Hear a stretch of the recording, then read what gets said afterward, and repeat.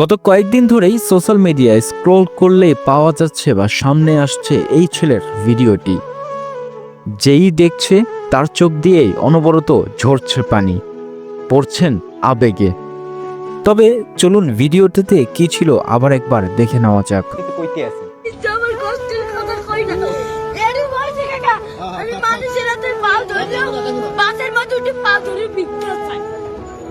সবাই দেয়, ভিক্ষা দেয়, ভালো মতো দেয়।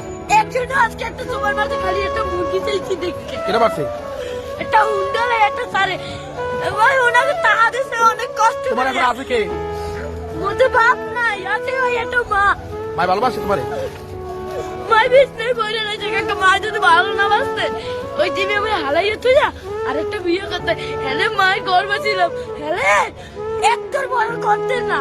না, মায় ভালোবাসে, ঠিক আছে। তুমি মায়ের ভালোবাসো না? আমার মায় আমাদের একটা মুরগি খাইতে চাইছে, একটা সারে সব এই যে চাই লাগছে মুরগি চাল। আমি তো কেচারে কই না কষ্টের কথা।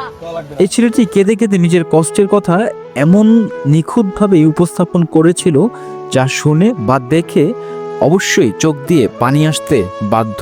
তবে বাস্তবে যখন সরেজমিনে যাওয়া গেল, পাওয়া গেল পুরো উল্টোটা। এই যে পোলা বলে বিকু খাজে সোয়ের পানি হালাইয়ে মানুষের দাঁড়িয়া 200 টাকা কামাই করে, এবার লুডু খেলা বলে মাদ্রাসা সাইনবোর্ড লাগাই মানুষের দেখায়। আমি ভিক্ষুকে বিরোধিতা করি না, আপনারা আল্লাহ রাস্তায় ভিক্ষা দিলে অসহায় মানুষের দেবেন, তো দেখতে বুঝতে জানিয়ে পারবেন।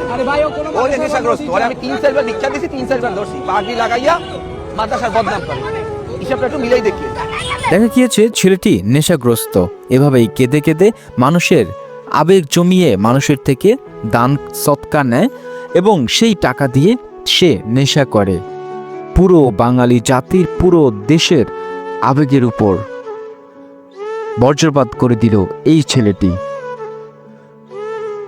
এজন্যই হয়তো বলা হয়, সত্যি যা দেখা হয় তা আসলে ঘটে না।